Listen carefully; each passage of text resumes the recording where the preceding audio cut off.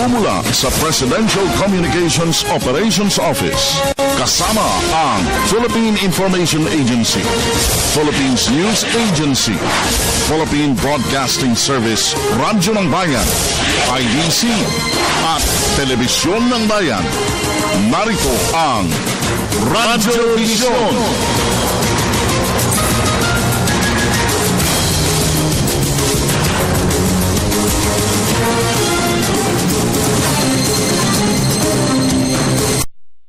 Makabuluhan, mapayapa, masaganang umaga. Luzon, Visayas at Mindanao. Saan man kayo naroon, ano man inyong ginagawa sa mga oras na ito, samahan po ninyo kami sa isa na namang edisyon ng ating Radyo Vision sa Media ng Bayan sa araw na ito ng Lunes, 11 de Mayo 2015. At syempre pa makakaagapay po natin ang mutya ng ating pong People's Television Channel 4, none other than Miss Ara Perez, at kaagapay naman ang ating the one and only Julius Loverboy de Zamboron. Good morning, Ara. Good morning, Julius. At dito naman sa ating Radyo ng Bayan Studio, ang wala pa rin kakupas-kupat, patuloy na kumukuti-kutita, pati belt mine ng ating mutya, ng ating Baliwag Bulacan, ang aking co-anchor lady with a mystic smile, Miss Vivian. Good Monday morning. Good Monday morning, Ka Francis. Magandang umaga po sa lahat ng taga-subaybay ng Radyo Vision. Samahan niyo po kami sa susunod na isang oras na paghahatid ng mga pinakamaiinit sa iba't ibang bahagi ng Pilipinas. Ako po ang inyong lingkod, Vivian Gulia. At ang inyong pong kagapay, Francis Cancino, nag-aanyaya. Sama-sama tayo till 7 o'clock in the morning sa kabuuan ng ating Monday edition. At siyempre pa, kalakip na rin ang pagpapakawala natin ng mahalagang paglilingkod na pambayan. Ang paghimay, pagtalastas natin sa ilang maiinit na issues na nakaguhit sa ilang mga pahayagang pangumaga. At gayon din naman ang ating hapag ng talastasan sa kabuuan ng ating pagtatanghal. At siyempre pa, Bebs. Yes, maaari niyo po kaming mapanood sa Channel 13. Mamaya po yan, alas 12 ng tanghali sa pamamagitan ng isang delayed telecast. At maaari nyo rin po kaming mapanood online sa www.ptv.ph. Pwede po kayong sumali sa aming talakayan sa pamamagitan ng pagte-text sa aming numerong 0922-358-2679. Huwag lamang pong kalimutan, please, ang inyong mga pangalan at addresses. In fairness, hindi po namin mababasa ni Vivian ang walang mga pangalan at address. At syempre pa sa lahat po ng ating mga taga-subaybay, tagapagtaguyod ng Radyo ng Bayan, kami po ay masusubaybayan nyo. Mondays to Fridays, ganap na alas 6 na umaga hanggang alas 7. At sa lahat po ng himpilan ng Philippine Broadcasting Service, Radyo ng Bayan, Luzon, Visayas at Mindanao. At agapay natin, tuwi-tuwi na ang ating People's Television Channel 4 at ang ating IBC Channel 13 at syempre online din po sa www.ptv.ph. Okay, una na sa lahat, Miss Bebs, welcome back sa ating mahal na Pangulong Benigno Simeon sa pagdating niya mula sa ilang araw na official state visit sa Amerika at sa Canada. Mamaya, medyo tatalastasin natin yung magagandang nilalaman ng kanyang pagdalaw sa pagdating niya kanina sa Ninoy Aquino International Airport, ganap na alas 3:02 ng madaling araw. Nagbigay ng mensahe dyan sa Ninoy Aquino at good news. Good news. Very, very good news. Samantala, mga kaibigan, sa oras na 5 minuto, 15 segundo makalipas ang alas 6, pararaanin muna natin at ilalarawan sa ating mga motoristas na nagyayaot pa rito ng Metro Manila sa mga oras na ito ang sitwasyon at eksaktong kalalagayan ng daloy ng mga sasakyan sa pamagitan ng ating the one and only one, Julius Loverboy de Zamboron. Jules, good morning. Go.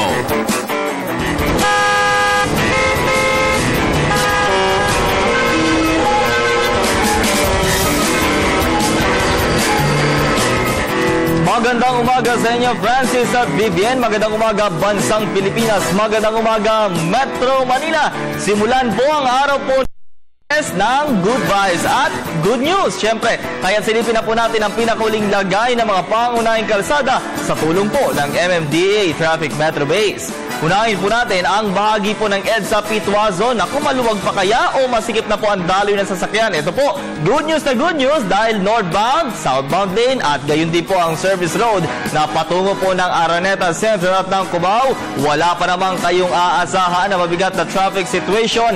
Ngayon po, pasado alas 6 ng umaga, kasabay po ng pagsikat ni Haring Araw. Talagang good news po yan para sa mga motorista dahil naman po ang sitwasyon ng trapiko. Lipat tayo ngayon sa may bahagi po ng EDSA Magallanes sa mga tutungo po sa may area po ng South Luzon Expressway at gayon din po sa Ninoy Aquino International Airport's Terminal 1, 2, and 3 ay nagiging maluwag pa naman po ang daloy na ating mga sasakyan. Abay, ganon din po yung mga nanggagaling po sa may bahagi po ng Taft Avenue patungo po ng area po kayo ng Orense o di kaya po ng Ayala. Nagiging maluwag pa naman po ang daloy ng ating mga sasakyan. Lipat tayo ngayon, C5 Green Meadows, may kaunti po lamang paghimpil yung ating mga sasakyan dahil po na stop and go signal po dyan po sa may bahagi po ng Green Meadows area. Pero once na naging green and going na po yan, gaya po ng sitwasyon po sa kabilang lane, southbound lane, ay magiging green and going at maluwag po ang daloy ng ating mga sasakyan. Panghuli na lamang po natin, syempre, lungsod ng Maynila, dyan po sa may area po ng Quirino Grandstand Rojas Boulevard, nagiging tuloy-tuloy pa naman at passable para sa mga motorista ang magkabilang lane po ng Rojas Boulevard, kung saan po kung kayo man po ay magja-jogging dyan po sa may area po ng Luneta o kaya po ay tutungo na po ng area at Multinational at Coastal Road, nagiging light pa naman po ang sitwasyon ng trapiko. Gayon din po yung mga pabalik na po dito sa may area ng Pierre Zone at Manila City Hall. Ngayon pong araw po ng Lunes, number 1 and 2 ang ating number coding scheme. Iwas po lamang kayo sa lungsod ng Las Piñas at ng Makati dahil whole day ang kanilang pagpapatupad dito. At syempre, meron po tayong window hours. Mamaya po yan alas 10 ng umaga at magtatapos po ng alas 3 ng hapon. Gaya po ng aking laging ipinapaalala, mag-ingat po tayo sa pagmamaneho para maiwasan po ang anumang aksidente. At syempre, huwag pong kakalimutan na every morning. Ako po ang inyong lingkod, Julius Tisamburon, para sa Radyo Vision ng Media ng Bayan. Okay, thank you very much, Julius Loverboy Tisamburon. Nagatid sa ating orasan 8 minutos, 48 segundos makalipas ang alas 6 at inaanyayahan natin, Vips, ang ating mga listeners and viewers nationwide, worldwide. Abangan nila ang full text ng arrival speech ng ating Pangulong Pinoy pagdating niya kanina sa Ninoy Aquino International Airport. Iyan sa kabuuan ng ating mga tampok na balita. At dapat ngayong araw, Ka Francis, mahahatulan na itong Bangsamoro Basic Law dyan sa mababang kapulungan. Pagbobotohan na po yan, so abangan po natin ngayong araw. Schedule ngayon May 11 hanggang 12. Pero it seems na dahil sa napakarami daw ng hihimayin nila dyan, baka humingi pa ng another day extension. Okay. Ayan. Napakahalaga po niya, no? Lahat, all eyes, all ears nandiyan dyan sa BBL na yan. Kaya dito makikita natin kung anong magiging takbo ng botohan. Ayan, ako. Pero so far, sa mga initial interview, leader ng Kamara, parang they are inclined to approve this BBL before matapos itong termino na to. You're right. Okay, Bebs! Okay, narito na po ang unang bulusok ng ating tampok na balita para sa araw nito.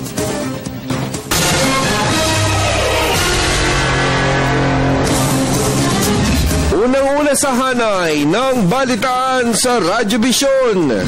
Pangulong Aquino nakabalik na sa Pilipinas matapos ang pagbisita sa Estados Unidos at Canada. Ilang mga barangay sa Tuguegarao, Region 1, Region 2 at Autonomous Region apektado ng paghagupit ng bagyong Sidodong. Bagyong Haiyan nagturo ng kahandaan para sa mga lugar na madalas tamaan ng bagyo. At tampok ang pagbigay puri sa mga ina ng tahanan. Siksik at mainit ang mga balita, kaya tutok na kasabay ng inyong almusal dito sa Radyo Vision Media ng Bayan.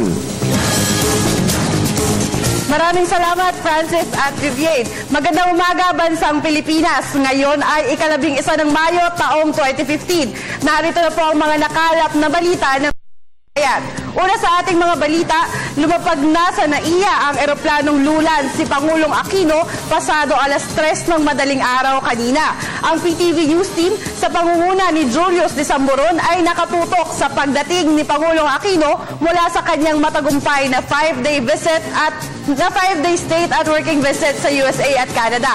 Tunghayan po natin ang arrival speech ng Pangulo.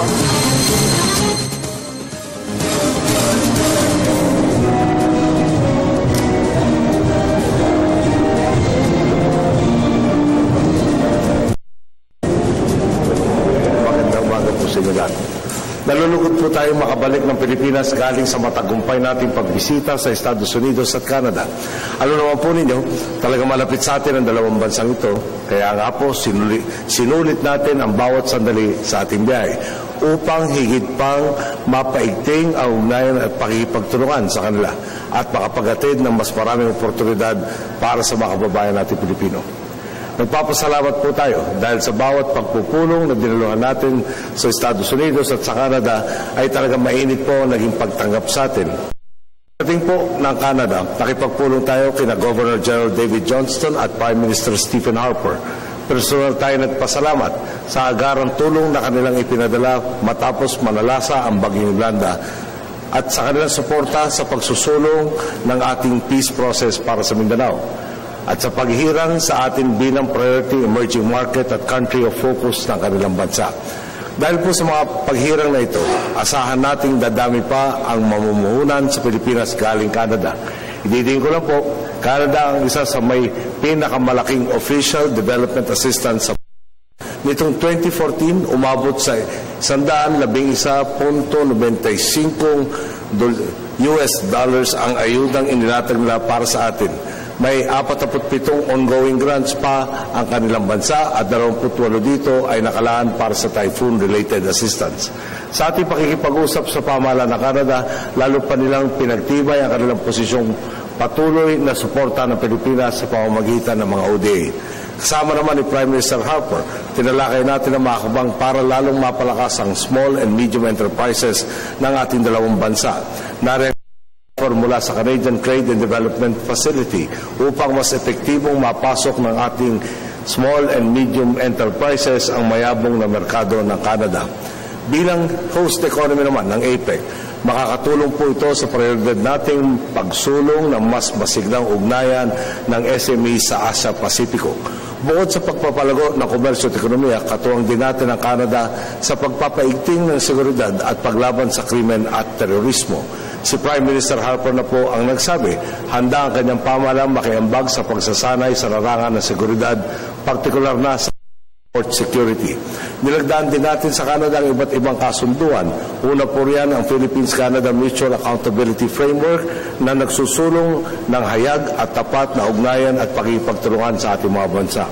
82 million Canadian dollars po ang indicative budget nila para sa mga inisyatibang saklaw na kasunduang ito. Kasama rin po sa mga pinirmahan natin ang Memorandum of Understanding para sa Occupational Safety and Health at isa pang Memorandum of Understanding para sa Human Resource Deployment and Development sa probinsya ng British Columbia. Simple naman po ang kaisipan sa likod ito, ang pangalagaan, ang kapakanan at interes ng mga kababayan natin nagtatrabaho at interesado magtrabaho sa Canada. Nananabik na rin po tayo sa pagsisimula ng exploratory discussion sa posibilidad ng isang free trade agreement katuwang ang Canada. Oras na may sa katuparan ng ganitong kasunduan, piyado po uunlad pa ang ating kalakalan at manganganak ito ng trabaho at pagkakataon para sa Pilipino. Sa business meetings naman, halos kulangin tayo sa oras sa kaliwat kanang papuri at pagkilala na natanggap natin sa gumaganda nating ekonomiya. Tayo naman po, ganado rin inilatag sa mga negosyo ibang oportunidad sa bansa, partikular na sa ating sektor ng public-private partnerships at financial services. Sa Chicago, umarap tayo sa mga negosyanteng kasapi sa US Chamber of Commerce, US ASEAN Business Council at National Center for APEC. At ang ilang nga po sa kanila, nagpahiwatig ng pagnanais na magpalawig na operasyon sa ating bansa. Sa Toronto naman, nakapanayam natin ang kanilang top banking and insurance companies na kasapi naman ng Asia Pacific Foundation of Canada. Kabilang po rito ang Sun Life Financial at Manulife Financial Corporation na kapwang matagal nang namumuhunan sa bansa. Sa pakipagpulong na sabay ng hangaring i-expand ang mga naturang kumpanya sa ating bansa. Nabanggit ang posibilidad ng pagtatayo ng catastrophe at agricultural insurance. Pag-aaralan po natin ito dahil sa malaking pakinabang na ganitong uri ng serbisyo sa panahon ng sakuna. Pero prueba lang po ito. Talagang nahihimok na natin ang mga tanyag na kumpanya na magtaya pa sa ating merkado. May kasabihan naman po, save the best for last. Sa huling business meeting sa Vancouver, nakausap natin ang pinuno ng isang malaking negosyo. Di po muna natin papangalanan ang kumpanya dahil baka mausog po ang kanilang mga plano. Ang mahalaga, sa ngayon may $20 milyong o 1.3 billion pesos investment na ang naturang kumpanya sa bansa. Para po yan sa kanilang waste to energy facility na inaasahang matatapos ngayong taon. Or sa mga kumpleto, tinatayang aabot sa 8.5 bilyong piso ang kabuang revenue na makakalap ng pamahalaan mula sa pasilidad na ito sa loob ng 30 taon. Ang good news pa, ayon sa kanilang pinunot mga opisyal, interesado silang pumasok sa mga sektor ng enerhiya at agrikultura. Miski nga po ako nagulat, hindi lang kasi mais, kundi pati pagtatanim ng blueberries at cranberries, pinag-iisipan na nilang pasukin sa bansa.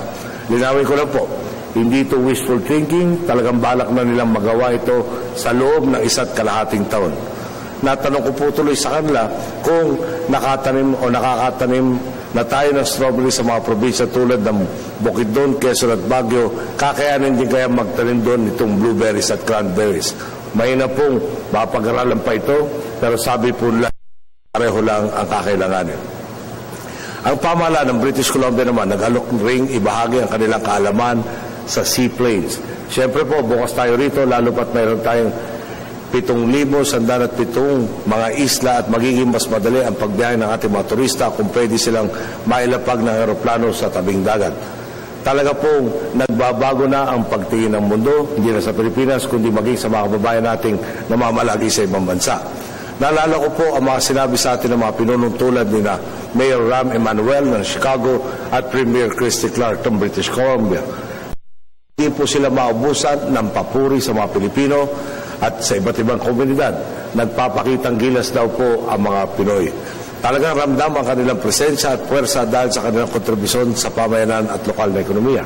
Kaya nga po, ganoon lang din ang pasasalamat natin sa mga kababayan natin sa ibayong dagat na sa iba't ibang larangan ay talaga namang itinataas ang ating bandila. Isa po ito sa mga dahilan ng pagbisita at pakikipagkamustahan natin sa Filipino community sa Chicago, Toronto at Vancouver. Kung nando nga po kayo sa bawat venue, mararamdaman ninyo ang sigla at enerhiya ng ating mga kababayan. Sa bansa, batid nila ang pagbabagong sama-sama na nating natatamasa. Kasabay nito, ipinaramdam naman nila ang kanilang suporta at kahandaang makiambag pa, lalo sa ating agenda ng reforma. Sa kabila nito, inihayag din natin sa ating mga boss, hindi pa tayo kontento sa mga nakakamit natin ngayon. Tuloy ang pagkayod ng inyong gobyerno, tuloy ang pagpapalawak ng oportunidad sa pag-asenso sa ating bansa, pati na ang paghahanda sa kinabukasan. Nang sa gayon, hindi na maging sapilitan kanino man ang pangingibang bayan. Kahit naman po nasa ibayong dagat tayo, todo bantay pa rin nangyayari sa Pilipinas. Halimbawa lang po, nito ang pagpasok ng Bagyong Dodong sa Philippine Area of Responsibility, maging ang pagsumpong ng Mount Bulusan. Bagaman alam natin inaasikaso ng mga nakatalaga nating ahensya, mga kababayan natin, di po tayo magiging kampante. Bago tayo makapagpahinga itong araw na ito, humihingi tayo ng direktang updates at binabantayan ang sitwasyon. Ito naman pong biyahe natin, itinurong nating puunan para sa kinabukasan ng Pilipino. Kasabay ng pag-uwi ng mga napitas natin positibong bunga ngayon, nakakapagpunla rin tayo ng mga binhing tihadong aanihin pa ng mga darating na panahon. Masasabi po natin ngayon, sa 5 araw natin pagliban ng bansa, inabot man tayo ng mahigit 37 oras sa himpapawid at tinatayang 83 oras sa lupa, ilang time zones man ang kinailangan nating tawirin. Talaga namang sulit na sulit ang pagod, puyat at tagtag sa biyaheng kaakibat ng paglabas na ito sa ating bansa. Madaling araw man tayong nakalapag ngayon sa sariling bayan, eto naman po ang inyong gobyerno, gising na gising at buhay na buhay pa rin nagsasabing, Boss, saan man panig ng daigdig? Talaga nakikita na natin at ang buong mundo, narito na ang mga Pilipinong taas panghawakan ang bawat pagkakataon para makapit ang Filipino Dream. Isang patas, maunlad at hinahanggang Pilipinas. Maraming salamat po. Magandang araw po sa inyo lahat. Nawala ng supply ng kuryente ang ilang barangay sa Tuguegarao dahil sa bagyong Dodong.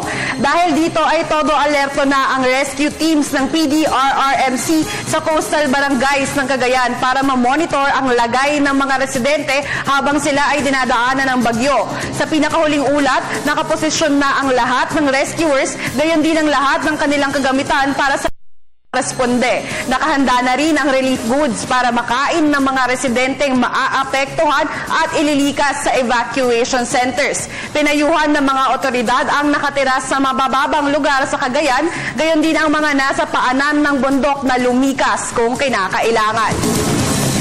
Binibigyang pagkilala at papuri ng lahat ang mga ilaw ng tahanan, ang mga ina. Ang ina na pinakadakila para sa kanyang mga anak na kanyang isinilang, kinalinga at minahal ng lubusan, anuman ang hirap. Kaya naman tunay na marapat ang isang espesyal na araw ng sa lahat ng mga ina.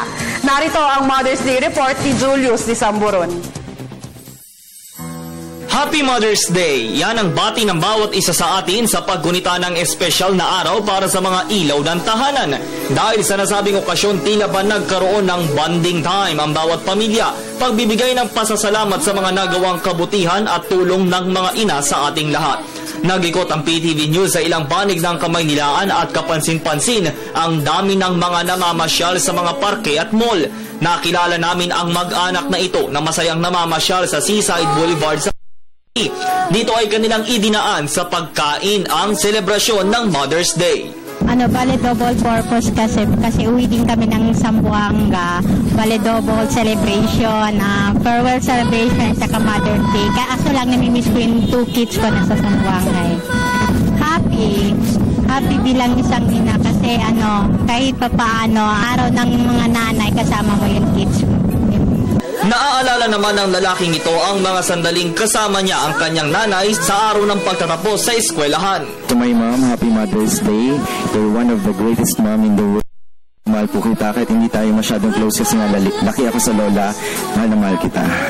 Mama, inang, mother at mamita, anuman ang ating itawag sa kanila, lubos tayong nagpapasalamat sa mga naiambag na saya, talino, pagkalinga, suporta, sakripisyo at pagmamahal ng ating mga ina.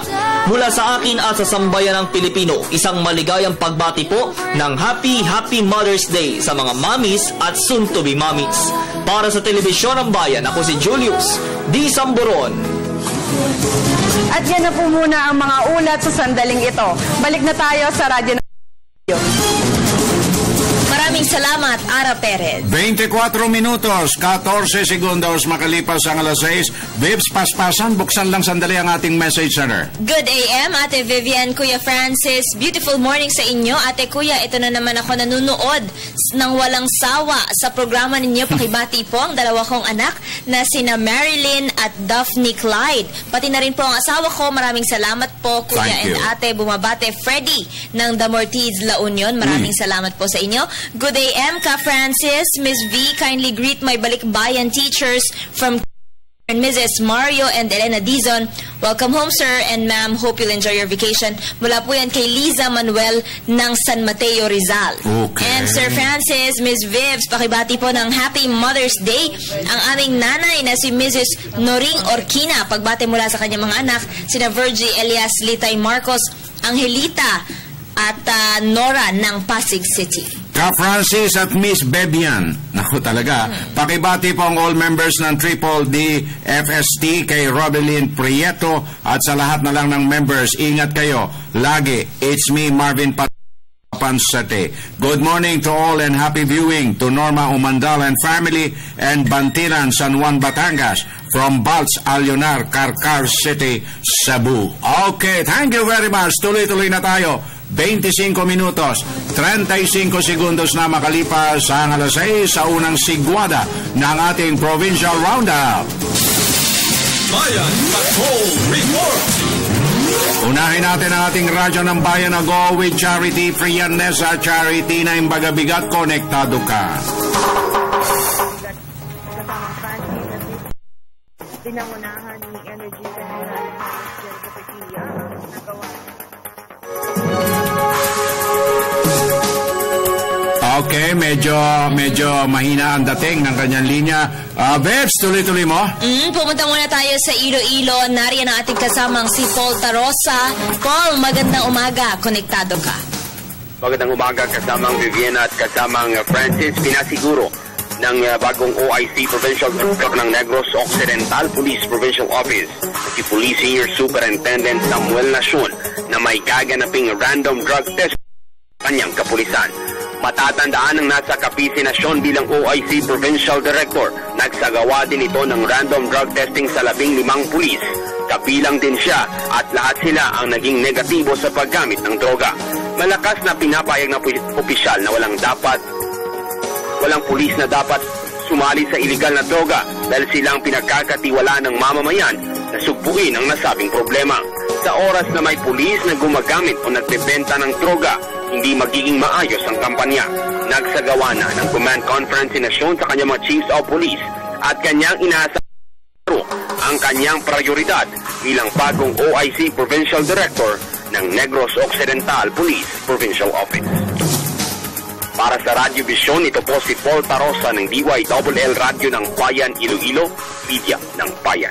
Maraming salamat, Paul Tarosa. Ready na ang radyo ng Bayan na Go with Charity Frianesa. Charity na imbagabigat. Konektado ka. Na imbagabigat kasama ang Francis and Miss Vivienne. Pinangunahan ni Energy Secretary Carlos Jerico Petilla ang isinagawang Annual General Membership Assembly ng La Union Electric kahapon. Dito sinabi ng butihing kalihim na wala pa siyang nakikitang dahilan na upang makaranas ng krisis sa enerhiya ang bansa ngayong 2015, taliwasa ka lang na ipahayag noong nakaraang taon. Ito anya ay dahil sa maayos sa paghahanda ng Department of Energy at pakikiisa ng taong bayan sa pagtitipid sa kuryente. Ayon kay Petilla, ang buwan ng Mayo ang sinasabing pinakamainit sa buong buwan. Dahil dito ang forecast demand ay 9,100 megawatts, ngunit umaabot pa lamang tayo umano sa 8,700 megawatts. At ang supply naman anya ng kuryente sa kasalukuyan ay 10,400 hanggang 10,600 megawatts. Tulong din anya ang panakanakang pag-ulan sa ating bansa ngayong panahon ng tag-init. Ang masusing binabantayan na lamang anya ng DOE ay walang power plant na sabay-sabay na babagsak. Pagamat taon-taon ay tumatanda ang mga planta, mas mababa pa rin umano ang mga outages ngayong taon kumpara noong 2014. Para sa Radyo Vision, Charity Jimenez Frianesa, La Union, Media ng Bayan. Thank you very much. 28 minutos na, 58 segundos makalipas ang alas 6. Bebs! Yes, alamin na po natin ang ng ating panahon sa buong kapuluan mula sa ating kasamang si Amor La Rosa, live mula sa Pag-asa DOST. Amor, magandang umaga. Magandang umaga, Pilipinas. Narito na po ang latest sa lagay ng ating panahon. Napanatili ng bagyong Dodong ang taglay na lakas habang kumikilos patungo sa Batanes Group of Islands. Alas 4 ng umaga ngayong araw, ito po ay namataan sa layong 185 kilometers north ng Apari, Cagayan. Katumbasin po ito ng layong 50 kilometers south ng Vasco, Batanes. Taglay po nito ang lakas ng hangin na abot ng 160 kilometers per hour at pagbusong na abot naman ng 195 per hour. Inaasahan po natin ito ay kikilos pahilaga o panorte sa bilis na 19 kilometers per hour.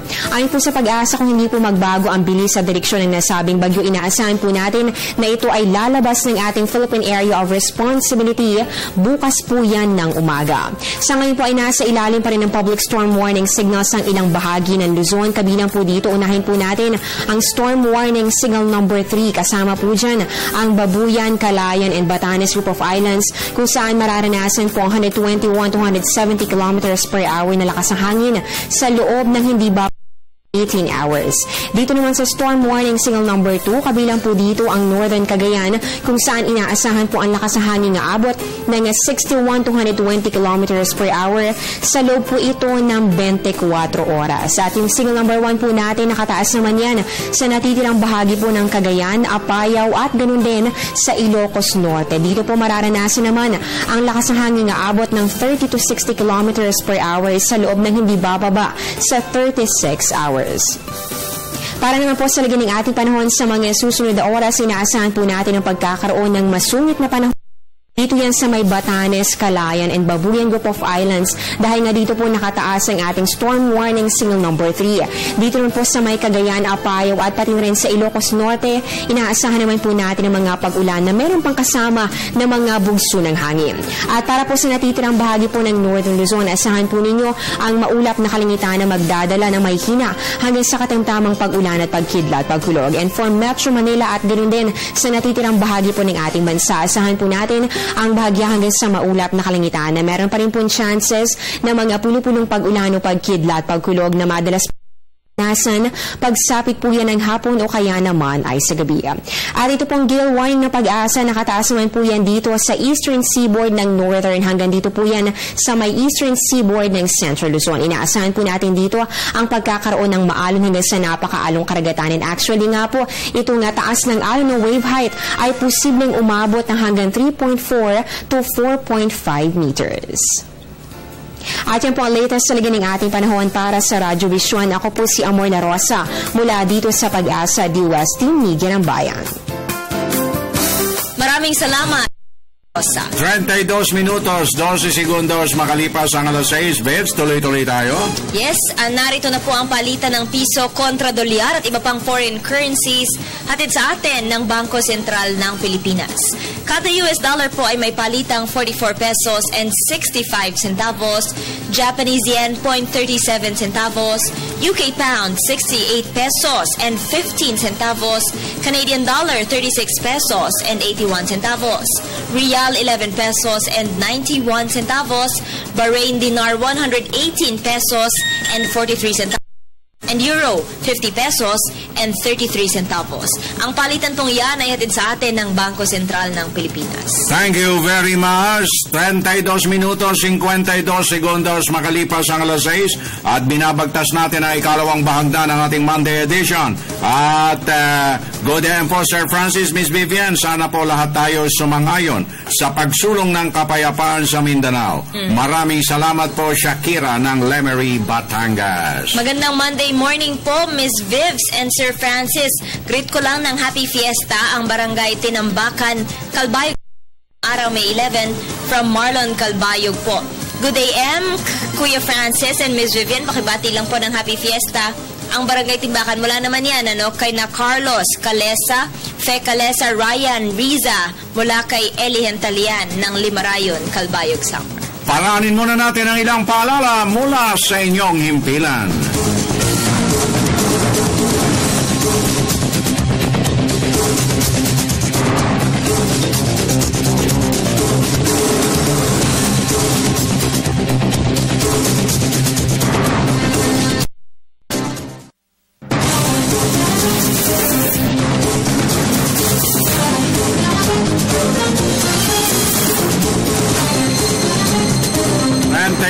Minutos, 16 segundos makalipas ang alas 6. Bebs! Narito na po ang karagdagang mga balita hatid sa atin ni Ara Perez.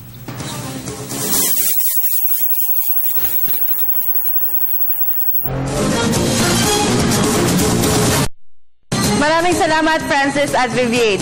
Inilagay ng Office of Civil Defense sa Red Alert status ang buong Region 1 at Cordillera Administrative Region matapos mapabilang ang kanilang mga lalawigan sa public storm warning signals dahil sa bagyong Dodong. Ayon sa OCD, kailangang naka-alerto na lahat ang Disaster Risk Reduction and Management Council sa lalawigan, lalo na sa mga lugar malapit sa Cagayan. Partikular na kailangang paghandaan ay ang malakas na ulan, pagragasan ng baha at pagbuho ng lupa. Samantala, nagpatawag na rin sila ng cluster para sa karagdagang paghahanda at agarang responde laban sa kalamidad. Nagbabala ang opisyal sa publiko na maging mapagbatyag at laging handa sa anumang idulot ng kalamidad para makamit ang zero casualty. Handa na rin ang Philippine Red Cross sa pagtama ni Bagyong Dodong sa ilang lalawigan sa bansa. Ayon sa PRC, naging aral na sa mga Pilipino ang pagtama ni Bagyong Yolanda, lalo na sa aspeto ng disaster preparedness. Narito si Julius de Samburon para sa detalye. Mananatili ang Philippine Red Cross sa kanilang mandato na responde sa oras ng kalamidad. Ito ang siyang tiniyak ngayon ng grupo kasabay ng paggunita sa ika-18 buwan ng pananalasa ni Bagyong Yolanda. Para kay Red Cross Chairman Richard Gordon, maraming aral ang dinala ni Yolanda sa ating mga Pilipino, mula sa pagiging handa sa kalamidad hanggang sa pangangalaga sa kalikasan. I think especially in the areas like Leyte and Samar, they really are traumatized. That's the biggest lesson. Kailangan evacuate ka na kagad. But in terms of selecting your place, knowing what the hazards are, nakatira ka sa tabi ng bundok, dapat alam mo, mababadagaran ka ng dagat, matataba ka ng alon, no? Or mababaha ka. No? Dapat alam mo kung saan ka tatakbo. Yun ang unang lesson. Bukod dito, katuwang din sila sa recovery operations kung saan base sa pinakauling datos, nasa 55,000 pamilya na ang nabigyan ng shelter assistance, 55,000 din ang nabiyayaan ng livelihood assistance at nasa 30,000 household na ang napagkalooban ng water and sanitation facilities. Nasa 23 health facilities din ang siyang naitayo at nai-rehabilitate at nasa 200 classrooms na din ang siyang naisaayos. Naging mabilis din ang pag-action Red Cross dahil sa walang patid na pakikipagtulungan nila sa national at local government units, pati na din sa mga pribadong sektor. Bukod sa pagpuposisyon ng mga makabagong equipments, binuo din nila ang mga Barangay Recovery Committee na siyang tututok at magbibigay ng impormasyon mula sa mga malalayong barangay na nangangailangan ng tulong. Sa barangay namin, 30 ang nabigyan ng pabahay, shelter. Samantala, siniguro din ni Gordon ang sapat na kahandaan ng kanilang grupo kay Bagyong Dodong. But the preparations are there. Alam na gagawin noon. We're ready for immediate relief. We're ready for rescue. We're ready for water sanitation. Ready na kami doon. But of course, kung malakas yung bagyo, we will have to ratchet up our participation right away. Lahat ng request namin, meron silang mga gamit namin. Mga pick-up sila, may ambulansya sila. Para sa Telebisyon ng Bayan, ako si Julius D. Samburon. At yan po ang aming mga nakalap na balita ngayong Lunes ng umaga. Balik na tayo sa Radyo ng Bayan Studio. Maraming salamat, Ara Perez. 40 minutos, 10 segundos makalipas ang alas 6 at paraanin na natin ay ikalawang sigwada ng ating provincial roundup. Puntahan na natin ang ating kasama mula sa Batanes, si SP Argonza. SP, magandang umaga, konektado ka. Kapihan Kamupan ni Diyos, dito sa Batanes ay nakaranas kami ng malakas na ihip ng hangin at buhos ng ulan simula kagabi hanggang kaninang alas 5 ng umaga. Sa ngayon ay pabugso-bugsong ulan at katamtamang lakas ng hangin na lamang ang aming nararanasan sa kasalukuyan. Kagabi pa ng 11, sinara ng Batanelco at Napocor ang kuryente kaya walang kuryente dito sa Batanes hanggang sa mga oras na ito. Samantala, isang Taiwanese vessel ang karagatan ng Batanes malapit sa pinakadulong hilagang isla ng Itbayat, Batanes. Bunsod ang impormasyong pinaparating ng mga kababayang Ivatan dito sa Batanes, ang nagtulak MCS patrol vessel ng DAB FAR para magpatrolya. Ang patrol boat ay pinapatakbo ng Philippine Coast Guard sa pakikipag-ugnayan sa Quick Response Team ng BIFAR at Law Enforcement. May 6, araw ng Miyerkules, nang umalis sa Cagayan ang patrol boat at matapos na makapagbaba ng mga kargamento sa pier ng Pasco, agad namang tumulak ang patrol vessel ng Itbayat kung saan madalas makakita ng mga hindi kilalang isda. Lula nito ang may 20 katao mula sa Coast Guard, BIFAR Quick Response Team at media. Pagdating sa nabanggit na lugar noong madaling araw ng Huwebes, May 7, tamang-tama na may isang Taiwanese vessel ang naghahanda na ng mga gamit upang makapangisda. Matapos na maimbestigahan ng Quick Response Team ng BIFAR na wala silang naipakitang permit kundi papeles para mangisda sa Phuket, Thailand at may Indian Ocean, nagdesisyon na ang grupo na dalhin ang Taiwanese vessel sa may pier ng Pasco upang maimbestigahan ng mabuti. May 6 na katao ang sakay ng Taiwanese vessel, 2 Taiwanese at 4 na Indonesians. Nasampahan na rin ng kaukulang kaso ang mga nahuli sa RTC Basco branch. Sa ngayon ay pansamantalang nakakalaya ang 6 matapos na makapagpiyansa ng tigla 15,000 piso bawat isa matapos hingiin na ibaba ang piyansa mula 30,000 na naging 15,000 bawat isa. Samantala, mahigit na binabantayan ng Coast Guard ang nahuling Taiwanese vessel bilang ebidensya na nakapagpiyansa na ang 6, hindi rin sila maaring umalis ng Batanes. Para sa Radyo Vision, SPR Gonza ng DWBT Batanes, Media ng Bayan. Maraming salamat, SPR Gonza. Puntahan natin kagyat ang Radyo ng Bayan Albay with Nancy Mediavillo. Nans, Diyos marhay na aga sa imo, konektado ka. Salamat, kasamang Francis, Diyos marhay na aga. Balik na sa normal ang lahat sa Rion Bicol matapos dumaan ang bagyong Dodong. Bagamat lumihis ito sa Rion, subalit naging kompleto ang ginawang paghahanda ng mga probinsya. Ito ay pinangunahan ng Office of Civil Defense 5 at Regional Disaster Risk Reduction Management Council. Dito sa lalawigan ng Albay, pinangunahan ni Governor Joey Sarte Salceda ang lubos na pagpapasalamat sa mahal na Diyos sa maling paglihis ng bagyo sa Albay at karating lugar sa Rion, bagamat may mga lugar namang dinaanan ng bagyo sa bansa. Ipinilabas ng gobernador ang komprehensibong abiso sa mga kinaukulang opisyal, mga ahensya ng pamahalaan at publiko para sa bagyo. Layunin nitong matiyak ang kaligtasan ng publiko at palagi ang makamit ang zero casualty. Nakauwi na sa kanilang lugar ang mahigit sa 6,000 pasaherong stranded sa mga pangunahing pantalan sa Rion matapos na ibalik sa normal ang biyahe ng mga barko at mga sasakyang pagdagat sa buong rehiyon. Kaugnay nito, binabantayan naman ng mga disaster officials sa Bicol ang sama ng panahon na maaring pumasok sa Philippine Area of Responsibility o PAR. Para sa Radyo Vision, Nancy Mediavillo, lalawigan ng Albay, Media ng Bayan. Thank you very, very much. 44 minutos na 34 segundos. Makalipas ang 6:00 at Beds, buksan na natin ang ating hapag ng talastasan at narito na ang ating special guest for today. That's right. Good day po dito sa Parañaque. Sana po ay may drug test ng mga polis at barangay staff. At sana po ay may drug test din ng mga kandidato any position sa bansa para maiwasan ang drug addicts. Maraming salamat po mula kay Jolina ng Parañaque. Magandang umaga po, Ate Vivian and Kuya Francis.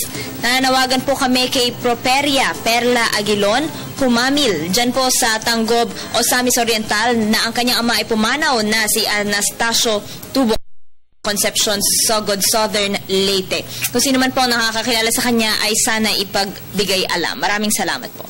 Okay, tuloy-tuloy na tayo mga kaibigan. Sa oras na 45 minutos, 25 segundos makalipas ang 6:00 at ang ating special guest for today mula po sa Parole and Probation Administration. Bebs! Yes, kapiling po natin ngayong umaga mga kaibigan ang administrador ng PPA, si Attorney Emmanuel Co. Magandang umaga po sa inyo, sir. Magandang umaga po sa inyo. Curriculum po. Manuel lang. Manuel. Yes, Attorney Manuel Co. Okay, welcome po, Administrator. At nagpapasalamat kami na paunlakan nyo na naman ang aming paanyaya dito sa Radyo Vision, sir. Kami po ay laging bukas basta dito po sa Radyo Vision. Naku, salamat po. Nakakataba ng puso.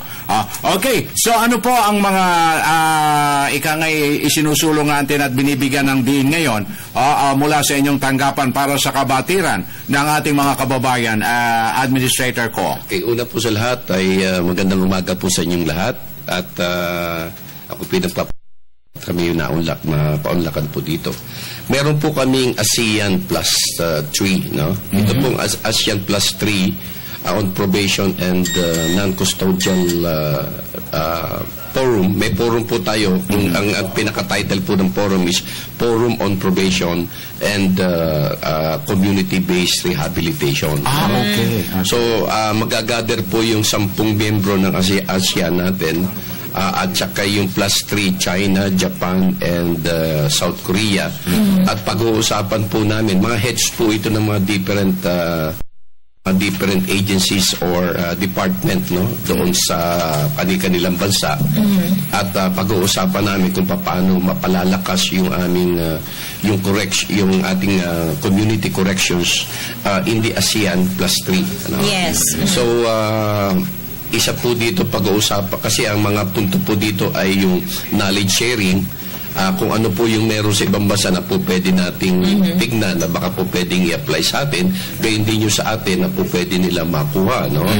Para sharing best practices. Yes po, at saka magkakaroon po ito na sinasabing exchange or training program, joint training program. Kasi ang objective po ng ating ASEAN Plus 3, magkaroon ng ASEAN Training Institute for community-based corrections. Yan po ay whether in probation, in parole, suspended sentence, no, or whatever, no, kung ano po yung mga, sabi nga, mga community-based corrections. Ikalawa po doon ay yung pag-uusapan doon ay yung capacity building ng bawat personnel at volunteers, no, mga yung different countries po na at ito po ay magkakaroon po ng planning, no?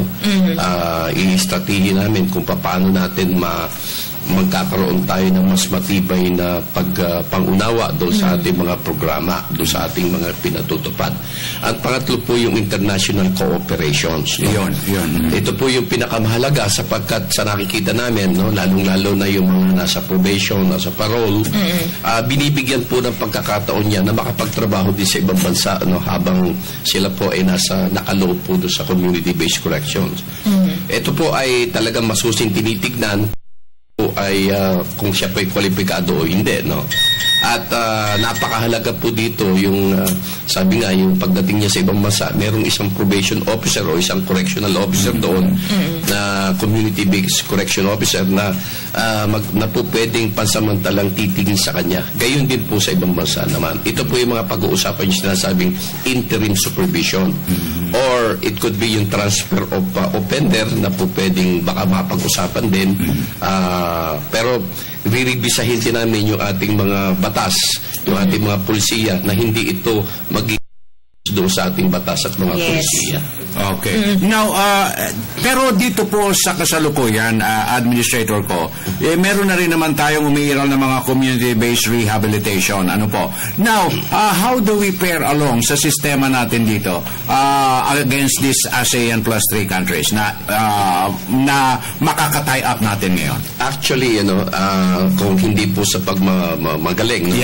Mas advanced po tayo. Yun ang sinasabi ko. Kasi yung ating pong sistema, meron po tayong, siyempre hindi natin pwede kumpara yung sarili natin sa United States na mini-benchmark natin. Meron po tayong probation, although yung probation natin is an alternative to imprisonment kasi sa ibang bansa, like even in UK, even in Canada, pre-sentence probation sila. So bago sentensyahan yung tao, pinaiimbestiga sa probation officer. Pero sa atin, post-sentence. In other words, sisintensyahan muna yung tao at saka bibigyan siya ng pansamantalang paglaya kung siya ay kwalipikado. So yun po yung pero pagdating po doon sa sistema nga, sabi nga namin, medyo advanced. Kumbaga tayo po rin yung tinitignan din nila pagdating doon sa even our parole system, kasi ang parole natin, although limited,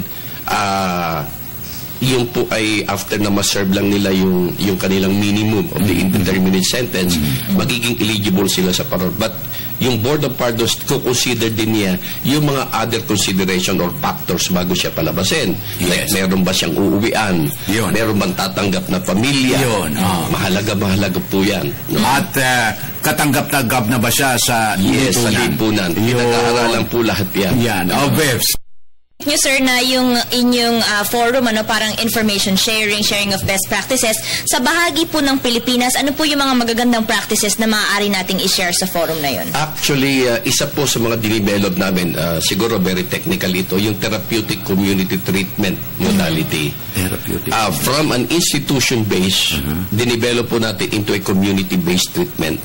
Ito po ay noong ipinasok dito sa ating bansa yan, yun po ay galing sa Data International.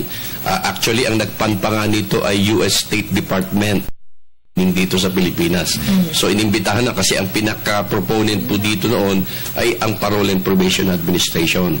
Kasama po yung BGNP noon, Bureau of Corrections, NAPOLCOM, Department of Health, DSWD. So, napakadaming ahensya na isinama namin noon sa training ng itong sinabing therapeutic community.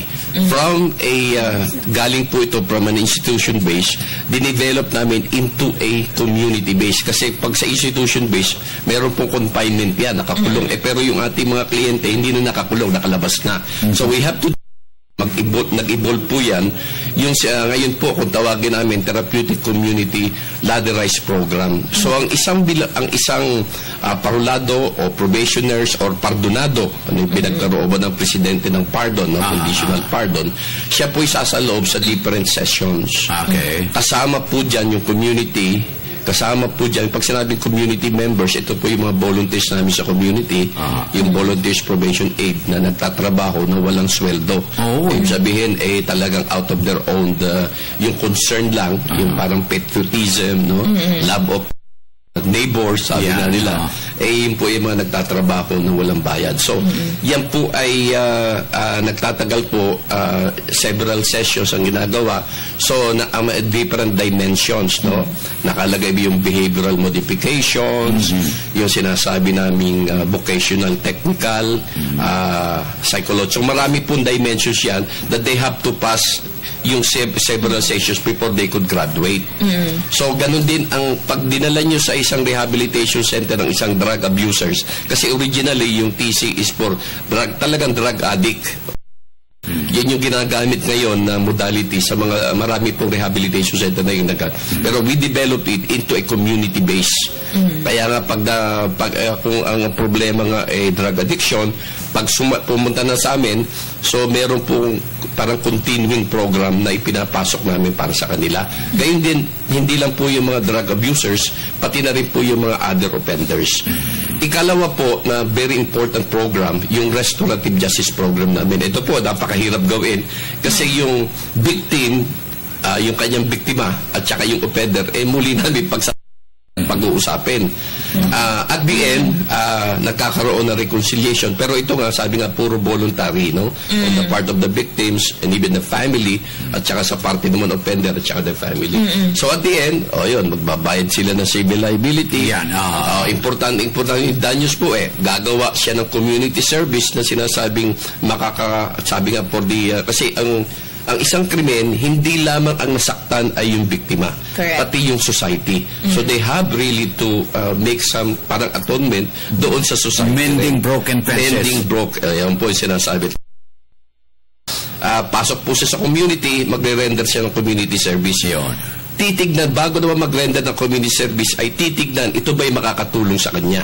So, hindi lang basta community service ko, titignan din kung may realization ba. Yun ang mga sinasabing po. Pero nangyari na po ba, Administrator ko, na yung mga papailalim dito sa pagiging parole o nabigyan ng probation o ng mga temporary, kung sakasakali po na yung mga naging biktima nila, totally opposing the idea, paano po ang magiging remedy natin? Actually, kinukuha namin ang yung position noong biktima. Noong aggrieved party. Ngayon, kung nakikita naman namin na sabi nga namin, yung kanila mga opposition ay hindi na anchored on payment of civil liability, halimbawa, pagbabayad ng civil liability, o yung talagang galit pa rin sila. So, pinag-aaralan din, halimbawa ng Board of Pardons and Parole, pinag-aaralan din ng board kung yung ba meron talagang material threat, no?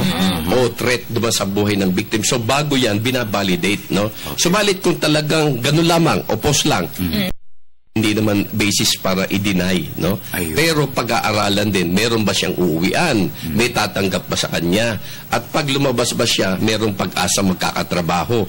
Kaya nga po, bago siya ilabas, nakikita ninyo, yung corrections po, dalawa yan institutional corrections, yung prisons and jails, at saka yung community-based corrections. Kasi ang dapat po, paglabas ng isang tao sa jail o prisons, dapat talagang, kumbaga sa talagang na-reform, na-rehabilitate, nabigyan siya ng skills para paglabas na siya for reintegration. Yes. Sana naman, alisin natin yung damdaming mapaghiganti. Dapat po. Yun. Okay. So, Bebs, nako, talagang marami pa tayong anyway, si Administrator ko naman, basta't libre, papasyalan tayo sa Radio Vision. Maraming salamat po. Attorney Manuel ko ang administrador ng Parole and Probation Administration. Samantala, balikan na natin dyan sa PTV Telestudio, sina Ara Perez at Julius December. Partner, kung mabigyan man ng provision of parole and probation yung mga bilang sana naman po gumawa na po sila ng kabutihan na rin para na rin sa kanilang sarili at sa kanilang pamilya. Tama. At bagaman nga may nagawa silang hindi pagtalima sa batas, ay dapat maramdaman pa rin nila na parte sila ng komunidad. Okay, alright. Naway nabigyan namin kayo ng magandang simula ngayong Lunes ng umaga. Ako po si Ara Perez. Dahil Luzon, Visayas at Mindanao ang aming sakop sa paghahatid ulat, ito po ang pinagsanib na puwersa ng radyo at telebisyon. Ito po ang Radyo Vision. Ako po si Julius Isamboron. Happy Monday po sa inyo lahat. Balik tayo dyan sa Radyo ng Bayan Studio. Maraming salamat, Ara and Julius. Bago po sabatiin ko lamang ng happy birthday si Tita Cristina Flores and happy Mother's Day po sa lahat ng mothers nitong nakaraang linggo. Dito na po nagtatapos ang ating edisyon ng Radyo Vision, pero po para sa mga katututok lang, maaari po kayong panoorin ang aming delayed telecast mamayang alas 12 ng tanghali sa IBC Channel 13 o kaya naman po ay online sa www.ptv.ph. Ako po ang inyong lingkod, Vivian Gulia. At ang inyong pong kaagapay, Francis Cancino, nag-iwan na isang mapayapa, masagana at magandang umaga. Have a meaningful Monday ahead of us. God bless. Until tomorrow, salamat po.